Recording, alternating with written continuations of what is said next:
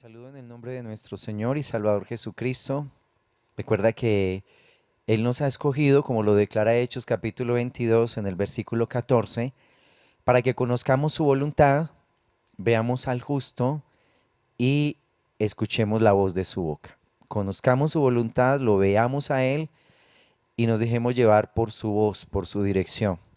Qué bueno que estén con nosotros. Muchas gracias por tener esa fidelidad, por permitir que Dios siembre estas palabras en sus corazones y que el Señor permita que esto dé mucho fruto, que esta palabra dé mucho fruto en cada alma, en cada corazón. Vamos a compartir un texto que está en Mateo, en el capítulo 11. Mejor vamos a empezar con este texto. El versículo 28 al 29 dice: Venid a mí todos los que estáis trabajados y cargados, y yo os haré descansar. Llevad mi yugo sobre vosotros y aprended de mí, que soy manso y humilde de corazón, y hallaréis descanso para vuestras almas, porque mi yugo es fácil y ligera mi carga. Es una invitación que Cristo Jesús nos hace para que nosotros podamos tener verdaderamente descanso para nuestro corazón. Hay un solo ser en el universo que puede darle reposo y descanso a nuestros corazones, y es Cristo Jesús, nuestro Señor. Pero el Señor aquí en este texto, en el versículo 29, declara que hay una condición realmente para que yo pueda entrar en esa paz, en ese reposo, para que yo pueda recibir su bendición. Y la condición es que yo lleve su yugo sobre mi vida. Es una dependencia que yo empiezo a tener de Él. Es que no me puedo mover a ningún lugar sin ser dirigido por su palabra. Cuando vemos la historia del pueblo de Israel, nos damos cuenta que el Señor hizo grandes maravillas por ellos. El Señor los sacó de la tierra de Egipto con una cantidad de milagros impresionantes. Reprendió al pueblo egipcio por haberlo tenido subyugado todos esos años y lo sacó con mano poderosa. Y en el desierto el Señor empezó a sustentar sus vidas, como lo declara Corintios, Primera de Corintios capítulo 10.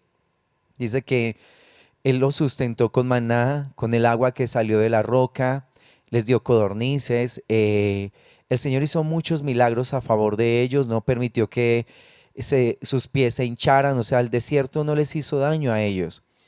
Pero ellos escuchaban la voz de Dios y no la obedecían. Y por esa causa no pudieron entrar en el reposo del Señor. Aunque en la ley de Moisés se les estableció un día de reposo, el día séptimo, ellos debían reposar. Y ese día realmente no hacían ninguna labor, no hacían ningún trabajo. Sin embargo, aunque ellos cumplían con fidelidad ese día de reposo, porque era bajo sentencia de muerte, si una persona no guardaba el día de reposo iba a morir. Y aunque ellos guardaban fielmente el día de reposo, la escritura declara en Hebreos que ellos no pudieron entrar en el reposo del Señor. ¿Por qué?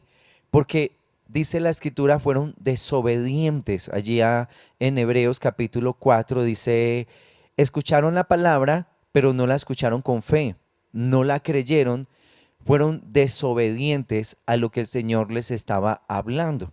Entonces, cuando el Señor declara acá: lleven mi yugo sobre ustedes, dice, es escuchar su voz y depender de lo que Él me está declarando, seguir esa dirección, lo que el Señor me habla a través de su palabra y las palabras que Él pone también en mi corazón.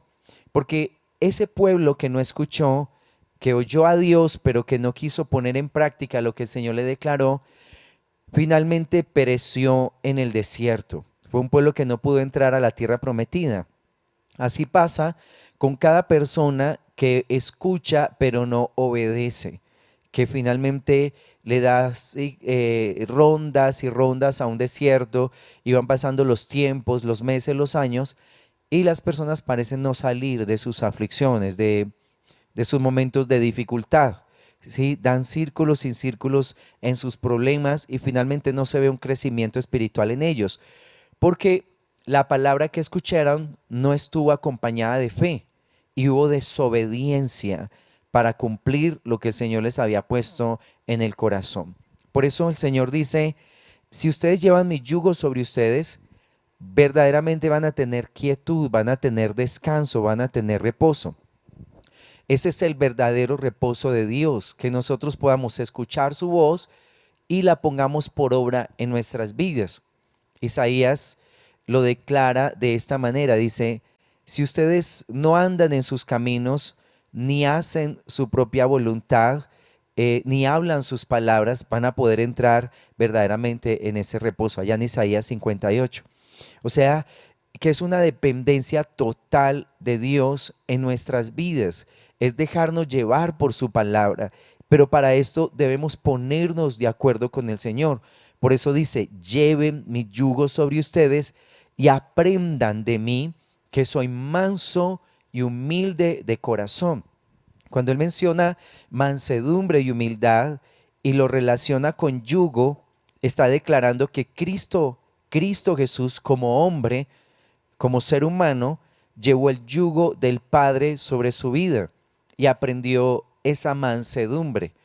Cuando mencionamos acá mansedumbre relacionada con ese yugo, recuerda que tiene que ver con esos bueyes que aprendieron esto, aprendieron a llevar el yugo y a hacer la labor correcta. Un buey es un toro que ha sido castrado en un tiempo determinado y que ha sido engordado para que haga esa labor de arar el campo, de llevar una carga. Y el buey llega a ser uno de los animales más mansos sobre la tierra. Pero después de ese proceso de ser castrado y de ponerle ese yugo y de aprender eso, mansedumbre y humildad. Y aquí Cristo está declarando que Él aprendió a llevar el yugo. Dice, aprendan de mí que soy manso y humilde de corazón. Aquel que se dedicó en la tierra a hacer la voluntad del Padre, que no hizo nada que no le viera hacer al Padre, que no habló palabras de su propio corazón, sino las palabras que escuchó del Padre para declararlas. Entonces él dice, así como yo aprendo del Padre, ustedes van a aprender de mí, que soy manso y humilde de corazón. En esa sujeción a su voluntad, a la autoridad de Cristo sobre mi vida, es donde verdaderamente mi corazón encuentra verdadero paz, verdadero reposo, verdadero descanso. No hay otra manera en que el ser humano pueda hallar gozo, paz y bendición si no se somete, si no se sujeta a la voluntad de Dios. Y por supuesto no lo estamos haciendo como no nos sujetamos a Él como de una manera dictatorial, lo hacemos voluntariamente porque entendemos que no hay otro que pueda conducirnos, no hay otro ser en el universo que pueda llevar hasta el término de una manera exitosa nuestras vidas. Sabemos que no hay nadie más que pueda trazar para nosotros diseño, ese propósito divino que pueda sacar de nosotros lo mejor, sino Cristo Jesús. Solo el Señor lo puede hacer. Si no nos sujetamos al Señor, realmente vamos a terminar siendo esclavos del diablo. Y el diablo distorsiona los llamados, el diablo pervierte el llamamiento de Dios, el diablo distorsiona absolutamente todo. Y como dice la Escritura, vino para robar, para matar, para destruir. O sea, él lo único que pretende es acabar con una vida. Mientras que Dios le resalta destino, resalta en una persona plan, propósito divino. Por eso es necesario que nosotros aprendamos del Señor esto, mansedumbre y humildad, y que nos pongamos de acuerdo con Él, que nos sometamos a hacer lo que Él nos está dirigiendo a hacer en este tiempo. Y para esto es necesario que seamos celosos, que tengamos celo de las cosas de Dios y que resistamos al enemigo. Una de las cosas que el diablo hace es sembrar en nuestra mente pensamientos de iniquidad, pensamientos rebeldes contra la palabra de Dios, pensamientos pecaminosos. El enemigo levanta herejías, blasfemias contra el Señor, pensamientos de muerte, de suicidio, etcétera. Y es necesario que en ese tiempo demos nuestra mejor batalla. Allá en Corintios, en 2 capítulo 10, en el versículo 5, declara esto, dice, derribando argumentos y toda altivez que se levanta contra el conocimiento de Dios y llevando cautivo todo pensamiento a la obediencia a Cristo. Mira, declara, derribando argumentos y toda altivez. O sea, esa es la labor que nosotros hacemos. Que todo lo que viene a nuestras mentes, a nuestros pensamientos, que va en contra de la palabra del Señor, que pretende enturbiar nuestro corazón en la relación que sostenemos con Dios, con Cristo, nosotros seamos celosos en derribar, en renunciar, en echar fuera todos esos pensamientos de maldad, de iniquidad que vienen a nuestra mente. Los demonios hablan, los espíritus inmundos quieren perturbar la mente, el corazón de las personas para que finalmente no sirvamos a Cristo, para que no seamos obedientes a Él. Y aquí declara, dice, llevando cautivo todo pensamiento a la obediencia a Cristo. Aquí prácticamente nos sometemos cada pensamiento que no está de acuerdo con la palabra de Dios. Nosotros voluntariamente lo llevamos cautivo a la obediencia a Cristo. Pablo lo declara en una de sus cartas diciendo que él se obligaba a sí mismo a servir al Señor, que no era lo que la carne quisiera, que no él se iba a dejar por los deseos engañosos de su carne, no se iba a dejar llevar por los deseos pecaminosos, sino que él sometía su cuerpo, como que lo castigaba. Y no me refiero a una tortura física, sino que no le cedía al cuerpo todos esos deseos engañosos y pecaminosos, porque si estamos respondiendo a todo deseo pecaminoso, finalmente no vamos a salir de un círculo de maldad. Recuerda lo que dice Santiago, cada persona es atraída cuando de su propio mal deseo es seducido. Se levanta el mal deseo, el diablo lo atrae conforme a ese mal deseo, a esa concupiscencia del corazón. Y cuando yo me dejo seducir por el enemigo en ese mal deseo, se concibe en mi mente el pecado. Y si llevo a cabo el pecado, si lo ejecuto, entonces quedo cautivo, quedo esclavo del pecado en ese momento. O sea, se produce la muerte, separación del Señor. Por eso, si la iglesia no aprende a resistir esos pensamientos de maldad, no derriba esos argumentos, ella va a estar cayendo y cayendo en círculos de maldad. La gente no es capaz de salirse de su pecaminosidad porque finalmente no está combatiendo contra esos malos deseos. Los está dejando ahí, está dejando que el diablo mine su mente, sostiene diálogos con Satanás en su pensamiento y finalmente se deja llevar cautivo, se deja apresar. Por eso la escritura dice, derriba esos argumentos. Todo lo que se levante en contra del conocimiento de Dios, derríbalos. No te quedes con esos pensamientos de muerte, con pensamientos lascivos, con pensamientos de enemistad, de odio, de resentimiento, de rechazo hacia las personas. No te quedes con esos pensamientos que no logran sujetarse a la palabra de Dios, como con esa indiferencia a las escrituras, cosas de la Biblia que aún a veces no entendemos o que no estamos de acuerdo con ellas, pero que de todas maneras no resolvemos el asunto, sino que el problema se queda ahí y tarde que temprano esa diferencia que hay en la mente se va a convertir en un enemigo mortal en nuestra relación con el Señor. Así que es necesario, mira, el enemigo está en este tiempo tocando bastante la mente de las personas, sembrando pensamientos de iniquidad, pensamientos de adulterio, aún pensamientos de suicidio. Empieza una guerra fuerte en los pensamientos, pero si vamos al Señor en oración, en búsqueda de su presencia, y levantamos nuestras voces renunciando, declarando sin poder esos pensamientos, sacándolos de nosotros, realmente vamos a tener victorias tremendas. Pero para esto yo también te voy a dar un consejo, te voy a decir lo que tú no puedes oír en ese tiempo, porque si estás escuchando eso, la mente finalmente va a estar muy perturbada, muy confundida. Te voy a dar te voy a decir de qué cosas tú tienes que apartarte para que finalmente tu mente pueda tener reposo y la palabra de Dios pueda hallar cabida en tus pensamientos. Número uno, tú debes apartarte, no puedes oír a los pecadores. El Salmo 1 declara en el versículo 1: bienaventurado el varón que no anduvo en consejo de malos, ni estuvo en camino de pecadores, ni en silla de escarnecedores se ha sentado. Declara que eres bienaventurado, muy bienaventurado, cuando en tu corazón tú decides apartarte del consejo de los perversos. Cuando digo que debemos apartarnos de los pecadores, eh, me refiero a aquellas personas que voluntariamente han decidido deshonrar a Dios, que sus consejos son perversos, que sus caminos son de maldad. Porque, como decían nuestros antiguos, el que anda entre la miel, algo se le pega.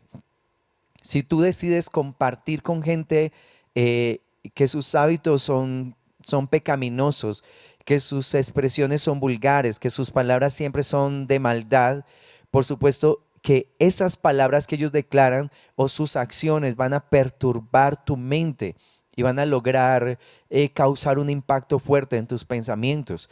eh, Todos tenemos pecado en el corazón. Decir que no vamos a compartir con gente pecadora sería más bien decirle al Señor que nos lleve de una vez, porque pues toda persona con la que compartimos en su corazón hay maldad. Pero me refiero a ese grupo de personas que tiene, que es sin vergüenza, o sea, que se ha desfogado a hacer toda clase de maldad. Mira, por ejemplo, lo que declara Proverbios en el capítulo 1.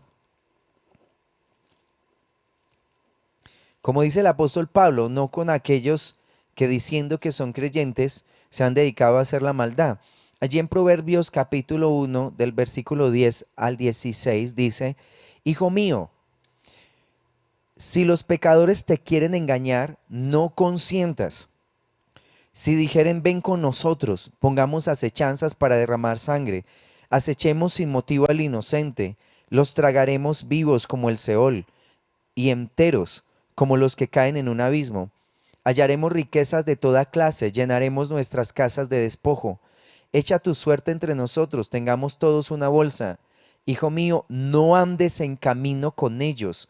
Aparta tu pie de sus veredas, porque sus pies corren hacia el mal y van presurosos a derramar sangre. Entonces dice: no consientas con ellos, no andes con ellos, aparta tu pie. Es decir, rodéate de gente honesta, de personas que se saben expresar o que tienen respeto al expresarse. Porque andar con personas que a todo momento sus conversaciones son vulgares, que sus pensamientos son de iniquidad, que prácticamente todo momento me están seduciendo o me quieren invitar a hacer maldad, pues imagínate, el mundo del espíritu ya vive una guerra muy fuerte, la presión en nuestro corazón es demasiada como para que la sometamos a más presión. Tú debes huir de esos espacios donde tu corazón es constantemente seducido, lo que está declarando aquí. No te dejes engañar, no consientas con los pecadores, no andes con ellos, aparta tu pie. Y en Proverbios 16, en el versículo 29, del 29 al 30, Proverbios 16, 29 al 30 dice: el hombre malo lisonjea a su prójimo y le hace andar por camino no bueno. Cierra sus ojos para pensar perversidades, mueve sus labios, efectúa el mal. O sea que una persona perversa no solo se queda con los pensamientos engañosos, sino que los lleva a cabo. Dice, habla, habla, piensa y efectúa el mal, lo lleva a cabo. Imagínate eso. Entonces, tienes que apartarte de ese grupo de personas que no te están haciendo bien. Realmente, cuando empezamos la vida con el Señor, de alguna manera tenemos una persecución en ese sentido, porque la gente nos dice, pero es que usted ya no le gusta andar con nosotros, usted se encerró allá en la iglesia, usted ya no nos quiere. Pero mira, es necesario apartarnos de esos grupos de personas que realmente nos invitan a hacer el mal, de ese grupo de amigos que quiere que bebamos, que nos embriaguemos, que forniquemos, que adulteremos, que robemos, que mintamos. Es necesario apartarnos de ellos hasta que nuestra alma sea fortalecida en las cosas de Dios. Ya cuando estamos fuertes, vigorosos, llenos de vitalidad, volvemos, pero no para compartir con ellos sus maldades, sino para enseñarles a seguir a Jesucristo. Entonces, por eso, número uno, tú debes apartarte de ese grupo de gente que tiene esa tendencia constante a hacer el mal para que no te seduzcan y te lleven a caminos extraños. Número dos, debemos tener cuidado con los falsos maestros, con los falsos profetas. Y vamos a mirar segunda de Pedro en el capítulo 2. Segunda de Pedro, capítulo 2, del versículo 1 al 3. Y dice: pero hubo también falsos profetas entre el pueblo, como habrá entre vosotros falsos maestros, que introducirán encubiertamente herejías destructoras y aún negarán al Señor que los rescató, atrayendo sobre sí mismos destrucción repentina, y muchos seguirán sus disoluciones, por causa de los cuales el camino de la verdad será blasfemado, y por avaricia harán mercadería de vosotros con palabras fingidas. Sobre los tales ya de largo tiempo la condenación no se tarda y su perdición no se duerme. Entonces declara que estos falsos profetas o falsos maestros hablan herejías destructoras. Las herejías, una herejía es una idea contraria a lo que nos enseña la Biblia. Son opiniones que enfrentan los fundamentos bíblicos. Son ideologías que son opuestas a nuestra doctrina de fe, a lo que el Señor nos enseña en las Escrituras. Y con este tema no podemos ser livianos. Si en medio de nosotros hay alguien que levanta una herejía, como dice aquí, una herejía destructora, tenemos que hacerlo a un lado, tenemos que apartarnos de él, porque aquí no se trata de ser solamente amiguis, aquí no se trata de tener amiguis, aquí se trata es de qué dice Dios, cuál es la doctrina que el Señor nos está enseñando, ¿sí? Porque de lo contrario vamos a ser leudados, porque ellos dicen, muchos seguirán sus disoluciones. Disolución es una mezcla. Los falsos maestros mezclan las cosas, hacen una mezcla entre lo que es santo y lo que es profano. Ellos no pueden discernir entre lo que agrada verdaderamente a Dios y lo que no. Finalmente siguen las vanidades de su corazón y empiezan a utilizar a la gente como mercadería, o sea, su enseñanza va con el propósito de adquirir dinero, de sacar provecho de lo que ellos, de la amistad que tienen con la gente. Cuando tú descubres una falsa doctrina, una herejía, tú tienes que apartar a esa persona de ti, aún debemos apartarlo de las congregaciones. Y no se trata de que odiemos la gente, no se trata de un rechazo a la persona como tal, sino a su herejía, a su blasfemia, porque eso puede contaminar a la gente y apartarla de la fe. Hace muchos años, un grupo de personas empezó a escuchar una doctrina extraña en medio de nosotros, de la congregación. Y cuando ellos me compartieron, me dijeron, mira, estamos escuchando esto y la enseñanza decía que estaban esperando al Elías, que el Elías que habría de venir todavía no había llegado. Cuando la escritura aclara en los labios de Jesús que Juan el Bautista era el Elías que habría de venir. Él declaró, él es el Elías que habría de venir. Entonces, estaban esperando a otro Elías. O sea, según ellos, para que una persona pueda ser transformada y renovada, había que escuchar las enseñanzas de un señor que creo que se llama William Branham, para poder que la iglesia creciera, que se diera la profecía, que se cumpliera la profecía de que él haría volver el corazón de los padres sobre los hijos y de los hijos hacia los padres. Había que escuchar a ese señor Brahma, como que ese hombre estaba por encima de las enseñanzas de Jesucristo, era más importante que Cristo Jesús y había que escucharlo a él para que pudiera haber una verdadera restauración. Y éramos amigos, era gente que yo amaba realmente, tenían un liderazgo hermoso, compartieron con nosotros. Pero cuando yo les escuché esto, yo les dije, mire, no puedo estar de acuerdo con ustedes. Y de una vez les digo, cualquiera que me pregunte por la doctrina que ustedes están enseñando, les voy a decir que esa doctrina es hereje y anticristo. Y quiero que entiendan, no tengo algo contra ustedes como personas. Yo no los odio a ustedes, no tengo nada en contra de ustedes como personas, pero sí contra su doctrina. Cualquiera que me pregunte por ustedes, les voy a decir que se volvieron herejes y anticristos. Porque no se trata de tener amigos, aquí no, ay, que tú eres mi amiguis y que no, porque hay un camino de salvación que fue trazado por el Padre a través de Jesucristo. Y no podemos admitir ningún otro camino, cualquier otro que se interponga es hereje y anticristo, porque solo hay un camino para llegar al Padre, según Juan 14:6. Jesús declaró, yo soy el camino y la verdad y la vida. Nadie va al Padre si no es por mí. Y cuando leemos Hechos 4, del versículo 11 al 12, declara que Cristo, aquellos que fueron reprobados por los judíos, se convirtió en la principal piedra del ángulo. Y dice el versículo 12, porque no hay otro nombre debajo de los cielos dado a los hombres por medio del cual podemos ser salvos, solamente a través de Jesucristo. ¿Cómo que yo voy a escuchar a un señor William Branham o cualquier otro predicador porque escuchándolo voy a ser perfecto? Porque escuchándolo sí va a haber restauración de familias. Eso es totalmente hereje y anticristo, porque hay uno solo que puede salvar, hay uno solo que puede redimir, y solo el Espíritu de Dios puede transformar una vida. Ningún otro lo puede hacer. No puedo darle a un hombre el lugar que solo Jesucristo es digno de recibir. Solo tenemos un Salvador y no hay otro. Así que no tengas miedo de enfrentar estas cosas y de sacarlas de ti. Puede ser que se pierda una amistad, pero perder una amistad de eso es ganar. Porque imagínate uno con un amigo que finalmente es enemigo de mi salvación. Entonces dice,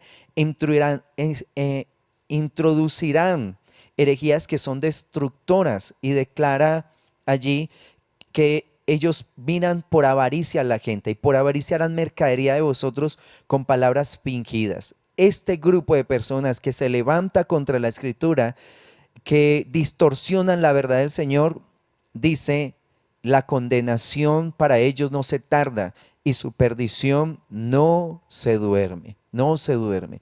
¿Qué enseña un falso profeta? ¿Qué hacen ellos? ¿Qué le ministran a la gente? Como dice Gálatas 1, anuncian otro evangelio. Gálatas en el capítulo 1, del versículo 6 al 9. Dice, estoy maravillado de que tan pronto os hayáis alejado del que os llamó por la gracia de Cristo para seguir un evangelio diferente. No que haya otro, sino que hay algunos que os perturban y quieren pervertir el evangelio de Cristo. Mas si a nosotros o un ángel del cielo os anunciare otro evangelio diferente del que os hemos anunciado, sea anatema. Anatema es maldito. Como antes os hemos dicho, también ahora lo repito, si alguno os predica diferente evangelio del que habéis recibido, sea anatema, o sea, sea maldito. Hay un solo libro que puede darnos testimonio de las palabras de Dios, y ese libro es la Biblia. No hay otro libro que nos pueda enseñar acerca de Dios sino solo este. Este es el que tiene la autoridad, el que tiene peso espiritual para enseñarnos acerca de las cosas del Señor. ¿Qué hacen las doctrinas herejes? Inventan sus propios libros. Hay algunas doctrinas que tienen sus propias Biblias o distorsionan lo que está en las escrituras. Esos otros libros son herejes y anticristos. Distorsionan la verdad, patrocinan el pecado, alejan a la gente del Señor. No, que es que yo le voy a enseñar acerca de Dios, entonces bueno, enséñeme a través de la Biblia. No, no, no es en la Biblia, es un libro que nuestra iglesia sacó. Entonces no me enseñen nada. No me vaya a enseñar nada porque eso es anticristo. Que es que yo le voy a enseñar cosas muy hermosas de un libro que sacó Quiquecito, el pastor Quiquecito. ¿Y tú para qué necesitas que yo tenga un libro y qué vas a aprender tú de un libro que yo saqué? Si la máxima autoridad que nos enseña acerca de Dios es la escritura. ¿Qué libro puedo sacar yo como persona que sea superior a las enseñanzas del Padre a través del libro maravilloso? ¿Qué puedo yo decir que pueda ser más importante que lo que Dios dice en su palabra? Por supuesto que nada. La escritura nos enseña acerca de las familias, del trato a los hijos, nos habla acerca del hogar, cómo debemos tratar a nuestra esposa, cómo manejar nuestras finanzas, cómo manejar los negocios, cómo movernos en medio de las autoridades, cómo movernos en medio de la gente. Dime qué, por Dios bendito, qué puedo hablar yo que ya no esté en la Biblia. No, no tengo nada que enseñar aparte de lo que está en las escrituras. La gente no necesita un libro del pastor Luis Enrique ni de ningún hombre sobre la tierra. No quiero hacer un menosprecio de las literaturas ni de nada, pero es que realmente es así. ¿Qué podemos nosotros, qué libro podemos inventarnos que sea superior a las escrituras o que pueda aportar más que lo que aporta el libro de la vida, lo que aporta la Biblia? Por supuesto que nada. Tenemos que ser conscientes de eso y bajarnos como de esa arrogancia, de esa altivez, como de pensar que sí, que vamos a sacar un libro que va a transformar el mundo. Dice, por favor, eso es falso. El único libro que puede transformar, que puede renovar la mente, son las escrituras, nadie más. Nadie más. Nosotros nos podemos hacer famosos sacando ningún libro, ni ninguna literatura, ni nada. Solo la palabra de Dios es la que vamos a enseñar, porque esta es la que transforma. Y la escritura lo declara, que la palabra de Dios es viva, es eficaz, es cortante como una espada de dos filos, penetra hasta partir el alma, la coyuntura, los tuétanos, discierne las intenciones y los pensamientos del corazón, declara Hebreos capítulo 4, versículo 12. Y en Timoteo capítulo 3, del versículo 16, dice: toda la escritura es inspirada por Dios y es útil para enseñar, para redarguir, para corregir, para instruir en justicia, para que el hombre sea perfecto, preparado para toda buena obra. Está hablando es acerca de la Biblia, no de ninguna otra enseñanza humana o de libros humanos. Lo que no haga la escritura en nuestros corazones no lo va a hacer ningún libro de ningún hombre. Es la verdad. Entonces, anuncian otro evangelio, niegan que Jesús se hizo hombre. Los falsos maestros, los falsos profetas niegan que Jesucristo se hizo humano y que vino a morar en medio de nosotros. Y si niegan a Jesucristo como un ser humano, estamos negando la redención. Si Cristo no se hizo hombre, entonces la redención de la humanidad nunca se efectuó. El perdón de pecados nunca se efectuó, porque según la carta a los Hebreos, dice que si no hay derramamiento de sangre, no hay remisión de pecados. Era totalmente necesario que Cristo Jesús se hiciera hombre y pagara el precio de nuestra salvación, de nuestra redención, como lo declara Romanos. Un hombre pecó, un hombre tenía que salvar a la humanidad, un hombre nos entregó en manos del diablo, un hombre tenía que despojar al enemigo de toda esa autoridad que él había adquirido sobre el ser humano. Mira lo que dice Lucas en el capítulo 24,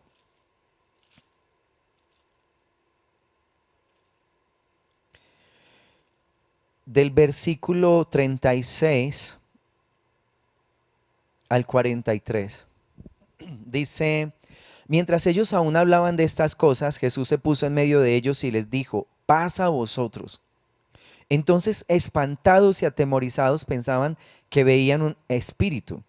Pero él les dijo: ¿por qué estáis turbados y vienen a vuestro corazón estos pensamientos? Mirad mis manos y mis pies, que yo mismo soy. Palpad y ved, porque un espíritu no tiene carne ni huesos, como veis que yo tengo. Y diciendo esto, les mostró las manos y los pies. Y como todavía ellos de gozo no lo creían y estaban maravillados, les dijo: ¿tenéis aquí algo de comer? Entonces le dieron parte de un pez asado y un panal de miel, y él lo tomó y comió delante de ellos. El mismo Jesús está declarando, miren mis manos, miren mis pies, pálpenme. Dice, un espíritu no tiene carne ni huesos. Por supuesto que Jesús se hizo hombre, ¿sí? Y murió por nuestros pecados. Decir que Cristo no se hizo hombre es negar la salvación, porque algunos dicen que es que Jesús todo el tiempo fue espíritu y que realmente él no fue a la cruz, que él no murió porque él no tenía cómo morir por ser Dios, ¿sí? Pero eso son doctrinas gnósticas, son personas que no comprenden el plan de salvación y de redención y no entienden que Cristo se tenía que hacer hombre y morir por nuestros pecados para que halláramos verdaderamente salvación. En primera de Juan 4,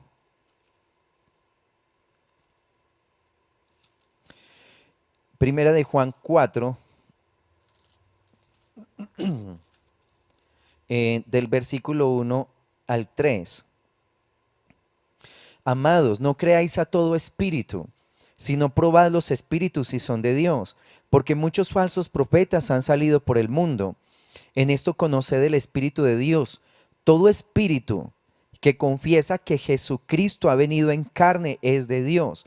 Y todo espíritu que no confiesa que Jesucristo ha venido en carne no es de Dios. Y este es el espíritu del anticristo, el cual vosotros habéis oído que viene y que ahora ya está en el mundo. Mira lo que declara, el que niega que Jesucristo se hizo hombre es un anticristo. Por eso, si en medio de tus amigos, bueno, no amigos, sino enemigos, hay alguien que se levanta con una doctrina de estas, ¿cómo tú vas a permanecer ahí? Por supuesto que no. Son cosas que debes derribar, como lo leímos al principio, que derribando todo argumento y toda altivez que se levanta contra el conocimiento de Dios. No podemos decir aquí somos amiguis, tú piensas diferente, respetamos los pensamientos de todos. En este caso no podemos hacer eso. En este caso no se trata de respetar pensamientos, porque lo que tiene que ver con la Biblia no es de una interpretación personal. Así como está ahí, nosotros debemos confiar en ella y creer en las palabras de Dios, porque una falsa doctrina me aparta de los caminos de Dios, me puede llevar en caminos extraños y finalmente una persona se puede perder por seguir caminos raros. Mira lo que dice Hebreos capítulo 9,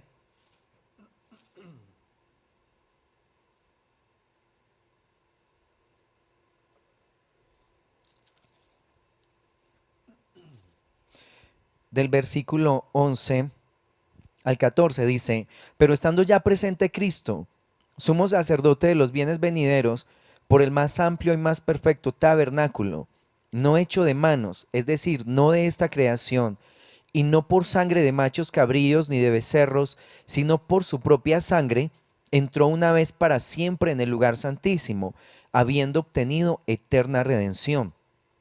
Porque si la sangre de los toros y de los machos cabríos y las cenizas de la becerra, rociadas a los inmundos, santifican para la purificación de la carne, cuanto más la sangre de Cristo, el cual mediante el Espíritu eterno se ofreció a sí mismo sin mancha a Dios, limpiará vuestras conciencias de obras muertas para que sirváis al Dios vivo.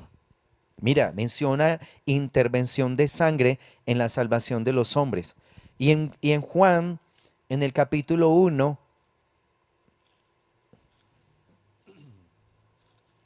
en el versículo 14, cuando declara que Jesús se hizo hombre, Jesús se hizo hombre, dice, y aquel verbo fue hecho carne y habitó entre nosotros y vimos su gloria, gloria como el unigénito del Padre, lleno de gracia y de verdad. Así que cualquier persona que se levante a decir, no, Cristo no se hizo hombre, pues ya vemos todos estos textos y muchísimos más, debemos derribar ese argumento y esa altivez, porque está yendo en contra de la palabra del Señor. Un falso profeta también niega que Jesucristo es Dios. Doctrinas como los testigos de Jehová niegan a Jesucristo. Ellos no aceptan que Jesucristo sea el Señor, que sea Dios. Y mira lo que dice Romanos en el capítulo 9, versículo 5.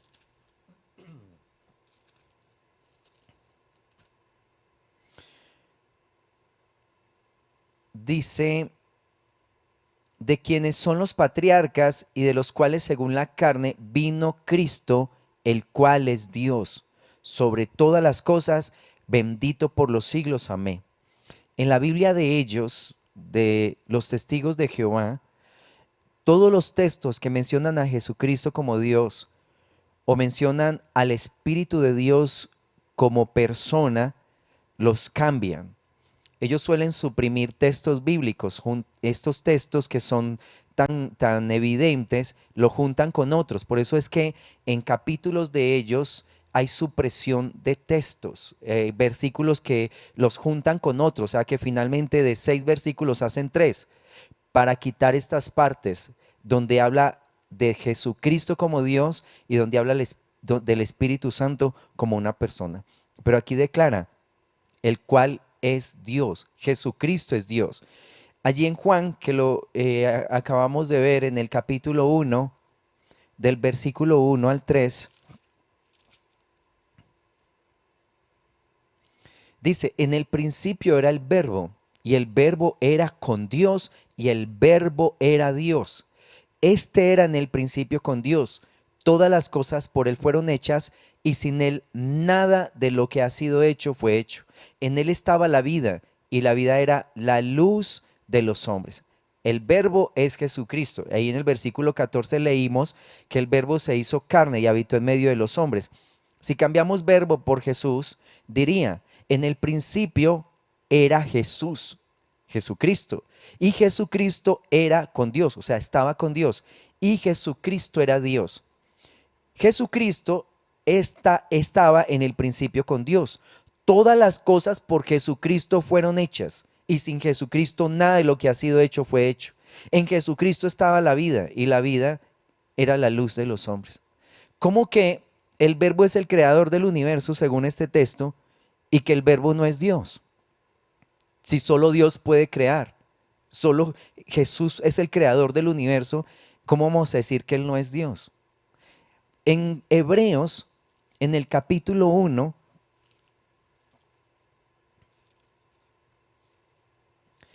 Hebreos capítulo 1 del versículo 6 al 8, dice, y otra vez, cuando introduce al primogénito en el mundo, dice, adórenle todos los ángeles de Dios.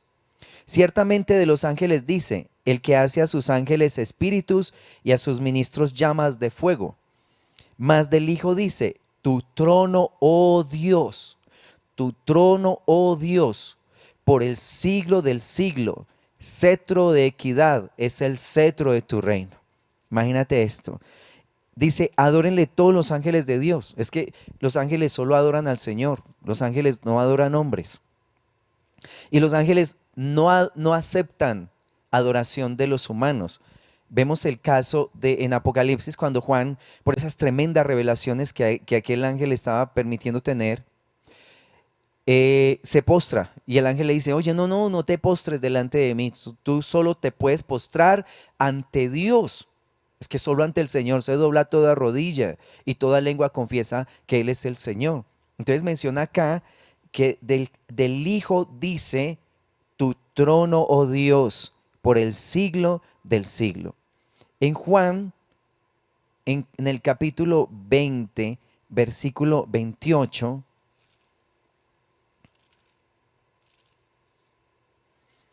declara, cuando el Señor le muestra sus manos a Tomás y Tomás mete los dedos ahí, dice Tomás, entonces Tomás respondió y le dijo, Señor mío y Dios mío. Tomás declara que el Señor es Dios. Y Pedro en alguna ocasión, muy sorprendido, cuando el Señor aquieta el mar, se postró delante de él. Si Jesús hubiera sido cualquier ser, cualquier espíritu, cualquier ángel, inmediatamente lo hubiera levantado. No hubiera aceptado que se postraran delante de él. Y Jesús aceptó esa adoración. Aquellas mujeres que vinieron a postrarse, a ungirle los pies, a besar sus pies, Jesús no le dijo, ay no, párese de ahí que solo ante el Señor se puede postrar. No, él aceptó esa adoración porque Jesucristo verdaderamente es Dios. Y Colosenses, en el capítulo 1, del versículo 15 en adelante, del 15 al 20, Colosenses 1, del 15 al 20 dice, Él es la imagen del Dios invisible, el primogénito de toda creación, porque en Él fueron creadas todas las cosas, las que hay en los cielos y las que hay en la tierra, visibles e invisibles, sean tronos, sean dominios, sean principados, sean potestades, todo fue creado por medio de Él y para Él. Y Él es antes de todas las cosas y todas las cosas en Él subsisten. Y Él es la cabeza del cuerpo que es la iglesia, el que es el principio, el primogénito de entre los muertos, para que en todo tenga la preeminencia, por cuanto agradó al Padre que en Él habitase toda plenitud, y por medio de Él reconciliar consigo todas las cosas, así las que están en la tierra como las que están en los cielos, haciendo la paz mediante la sangre de su cruz. La ignorancia creo que es uno de los pecados más grandes que el ser humano tiene. Y el no reconocer al Señor como el Señor del universo, a Jesucristo como el Señor del universo.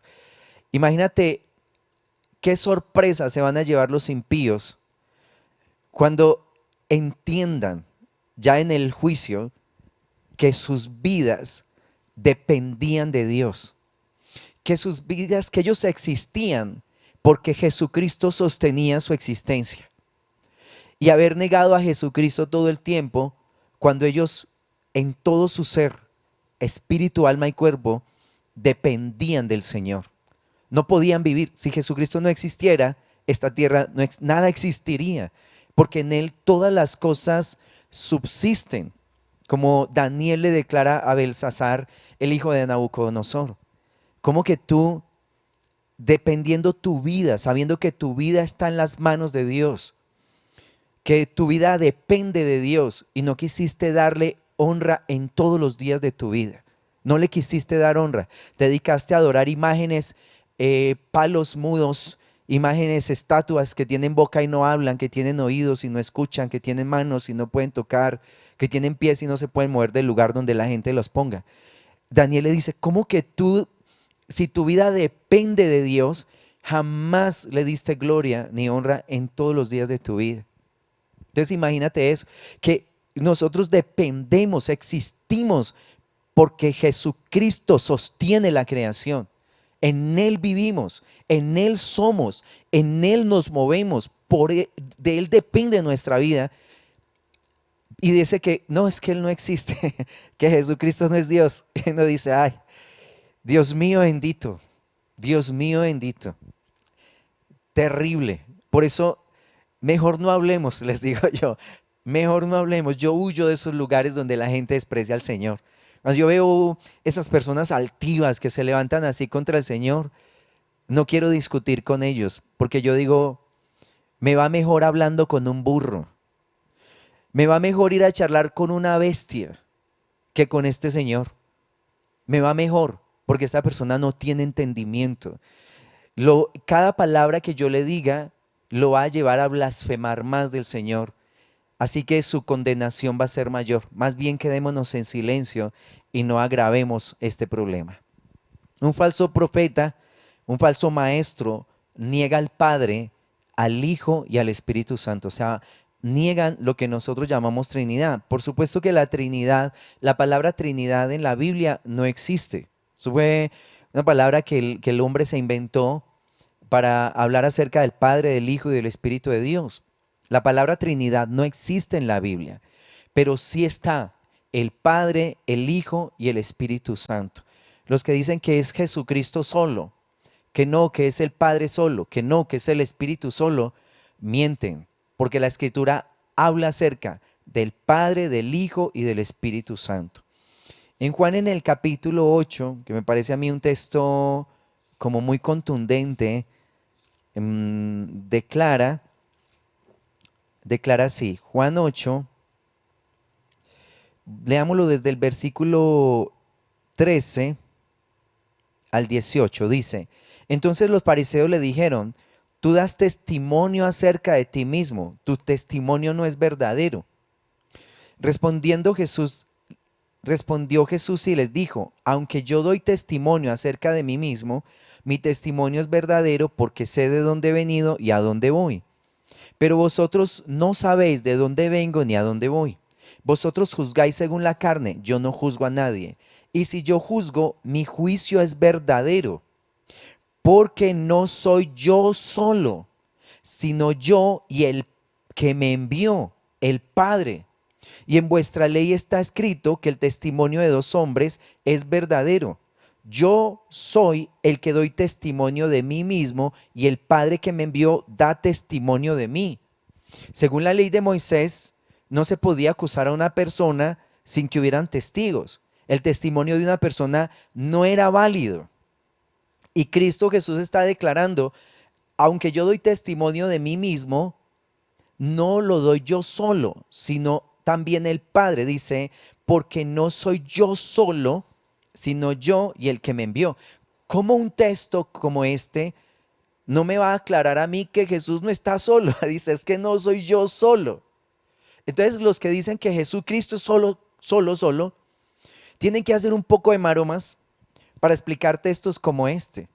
Cuando una persona tiene que empezar a colocar arandelas y a decir: no, es que aquí hay revelación, no, es que, vea, es que se necesita ese entendimiento, es que eso son cosas muy secretas, muy profundas. Y yo digo: pues por muy profundo que sea, dice: no soy yo solo.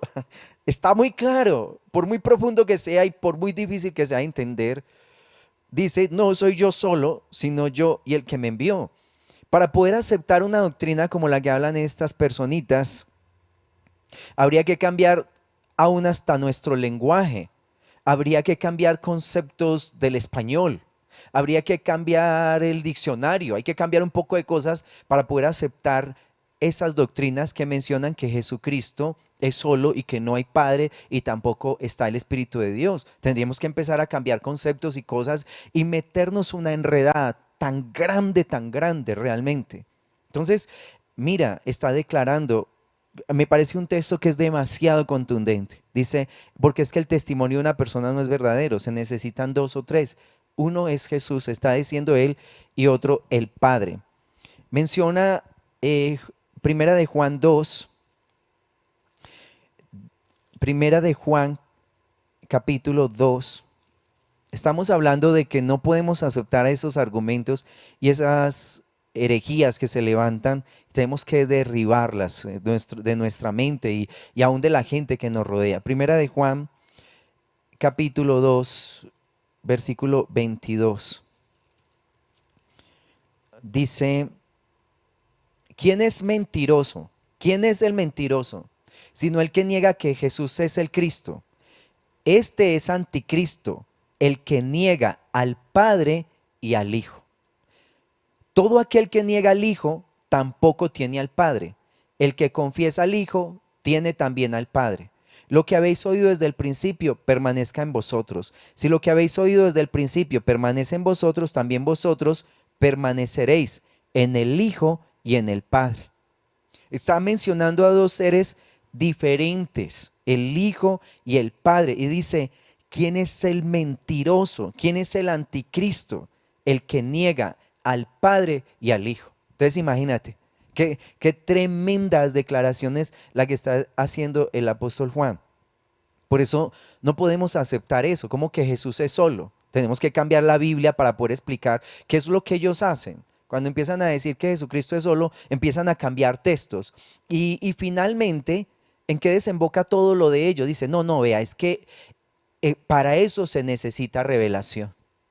Es que eso es muy profundo, es muy raro, es rarísimo, eso necesita revelación. Entonces uno dice: sí, claro, es lo que necesita el diablo: engañar a la gente, perturbar la mente y sacarlo de las escrituras. O sea que ya no tenemos que ir a la Biblia, sino que tenemos que ir a otra cosa, que es lo que normalmente ellos hacen. Vea, para que usted pueda entender mejor esto, esta mentira impresionante, se tiene que leer el librito de Don Mentiroso. Nosotros tenemos allá en nuestra congregación un señor que escribió un librito, el señor se llama Don Mentiroso, que sacó un librito buenísimo donde explica todo eso. Y la gente dice, ah, pues sí, leamos el librito de Don Mentiroso. Si se tiene que acuñar en un librito, en el comunicado de Don Fulano, en cualquier otro texto, ya sabemos que el diablo nos quiere desviar, porque la Biblia interpreta la Biblia. Este libro es maravilloso, maravilloso. Cuando uno empieza a leerlo desde Génesis hasta Apocalipsis, se da cuenta que lo que no entendí en el antiguo, lo voy a comprender en el nuevo. La Biblia explica la Biblia, los mismos textos se comunican entre sí, es como el cuerpo, desde la cabeza hasta los pies es uno solo, así es la escritura. Yo no tengo que leerme el librito de Don Mentiroso para poder entender la Biblia, porque la Biblia es revelada a aquellos que se hacen como niños. Y cuando digo revelada no es que el Señor nos va a enseñar algo diferente de lo que está aquí, sino que la Biblia la vamos a poder entender. Recuerda que en alguna enseñanza compartíamos que Jesús a un grupo de personas les habló en parábolas para que no entendieran. Entonces, la Biblia la podemos entender, pero cuando es enseñada por Jesús mismo, cuando es revelada por el Espíritu Santo. El Señor nos abre los ojos y podemos ver que dice que sí que hay padre y que hay hijo.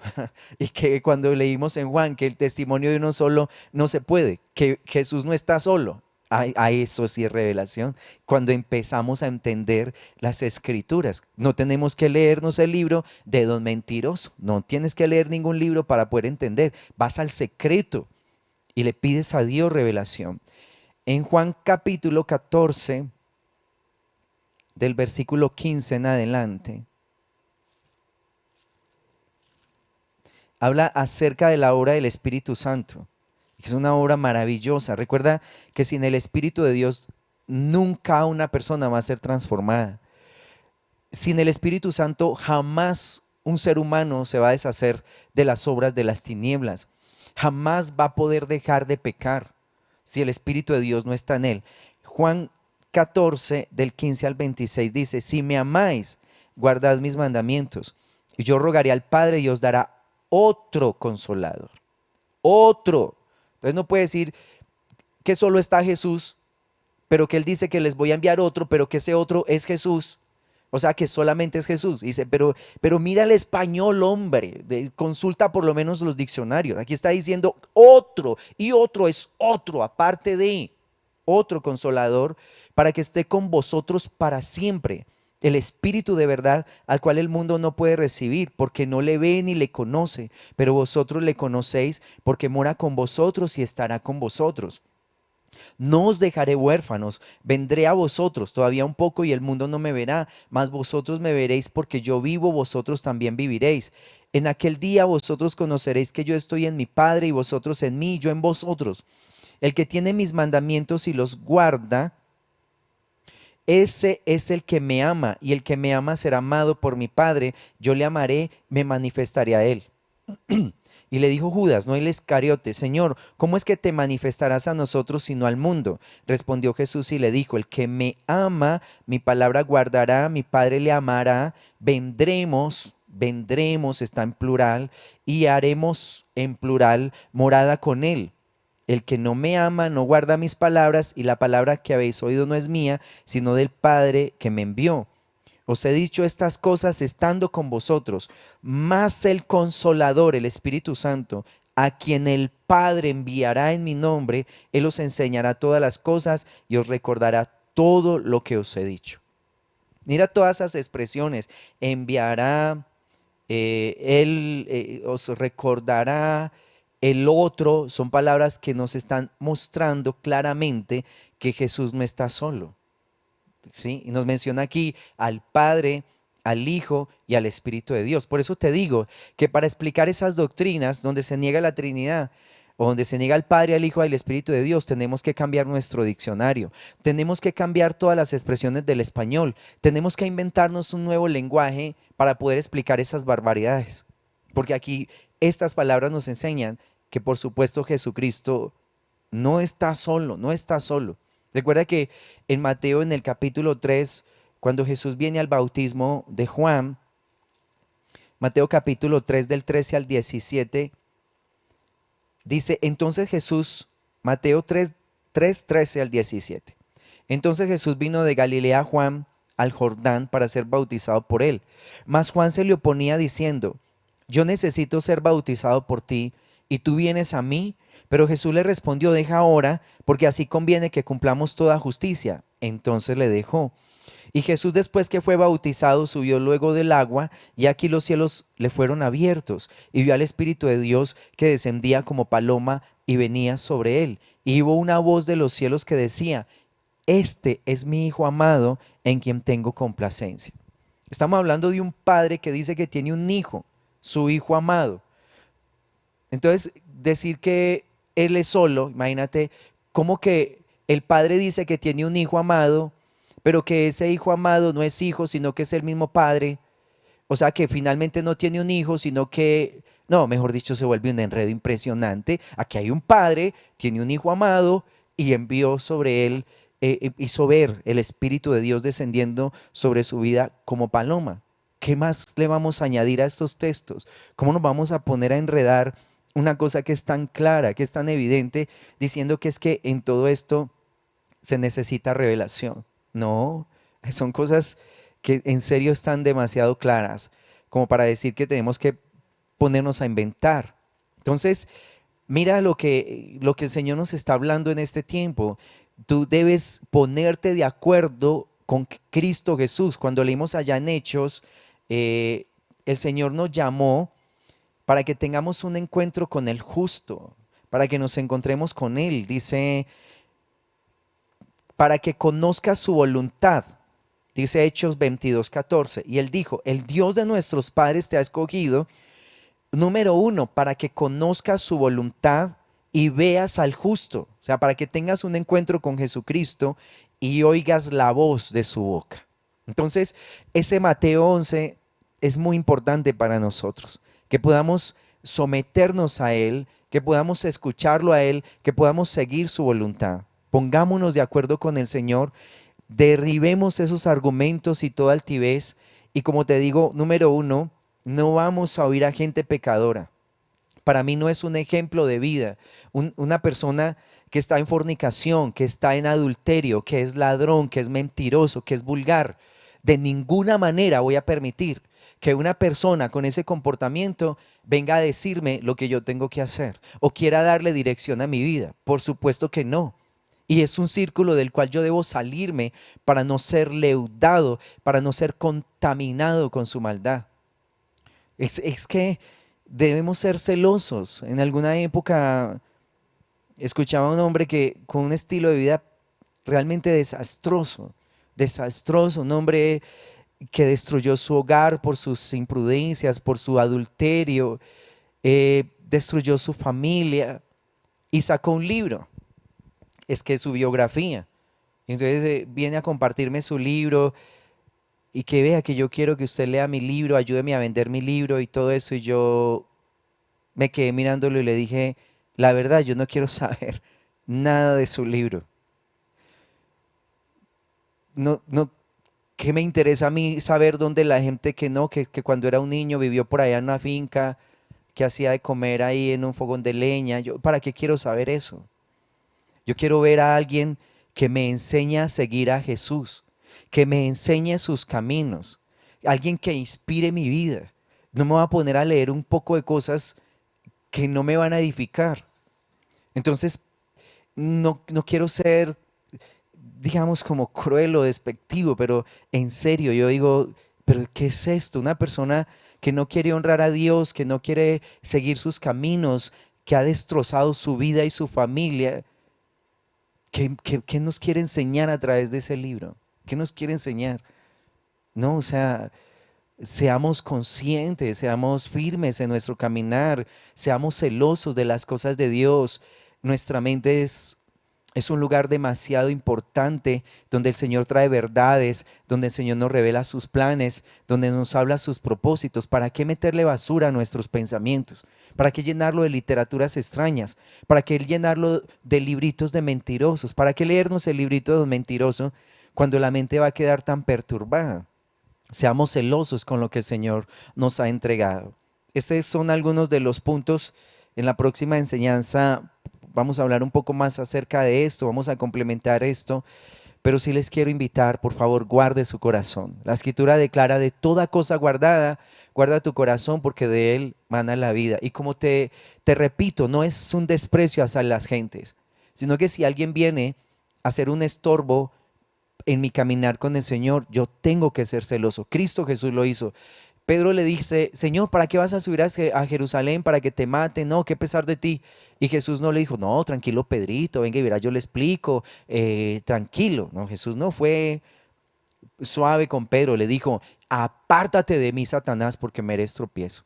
Ese era un paso muy importante en la vida de Jesús y no iba a permitir que nadie lo desanimara con eso.